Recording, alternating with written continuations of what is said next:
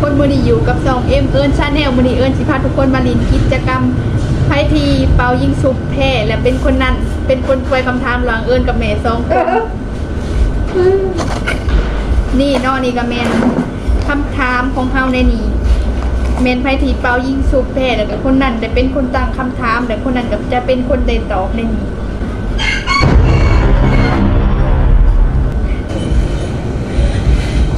ซุ่มว่าแม่ที่ได้คำถามตัวใดมาเบิ่งน้ำกัน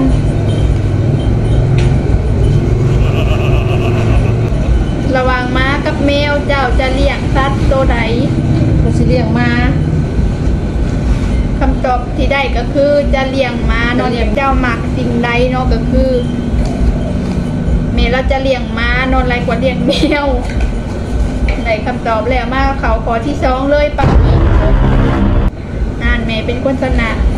แม่จะได้เป็นคนตั้งคำถามกับเอิญแบบนี้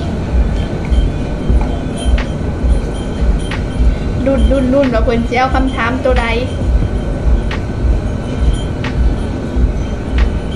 อาชีพในพันเจ้าหมั่งใหญ่เห็ดอย่างอาชีพในฝันของเอิญก็คือ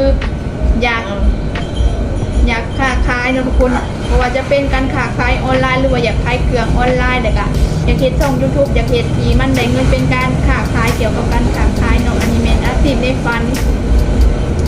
มาเขาคำถามตัวที่3เนาะบัดนี้มาเป่ายิงแม่เป็นคนชนะอีกแล้วแม่เป็นคนตั้งคำถามอีกแล้วทุกคน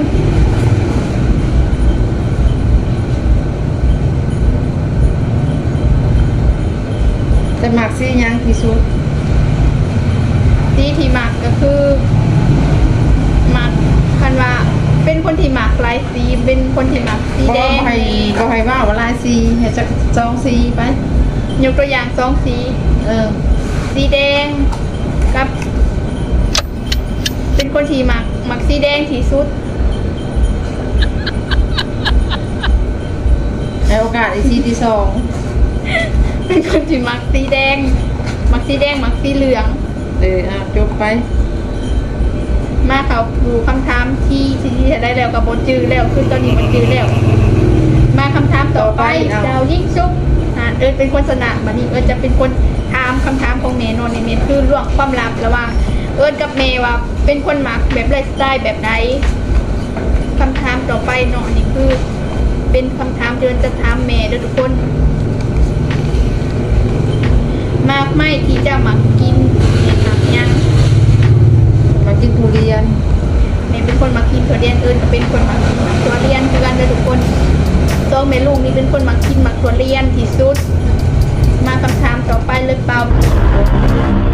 จุ๊บเมย์ชนะอีกแล้ว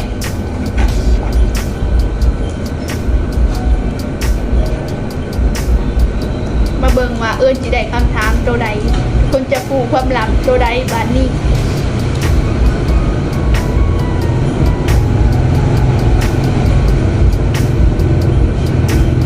มากลูกเผือกประเภทใด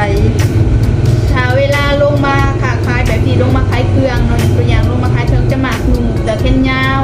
แต่เวลาไปลินจะหมักหนุ่มแบบพวกเสือคุ้มน้ำเนมีเสือคุ้มในทางนอกมันจะหมักแบบสไตล์ออกแนวแบบวินเทจแน่แล้วก็ออกแนววินเทจหน่อยนึงอีกตามสถานที่หรือเปล่าอีกตามสถานที่ไปบ่แมนมาต่อคำถามต่อไปทุกคนมา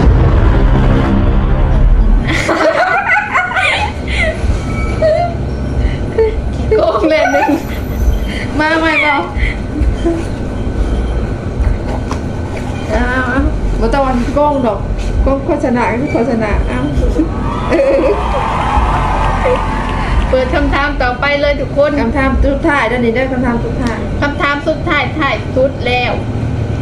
มาเบิ่งว่าบอลได้ที่เจ้าอยากไปเที่ยวที่สุดบอลที่อยากไปเที่ยวในตอนนี้ก็คืออยากไปเที่ยวภาคใต้อยากไปเที่ยวอยากไปเบิ่งน้ำตกตาด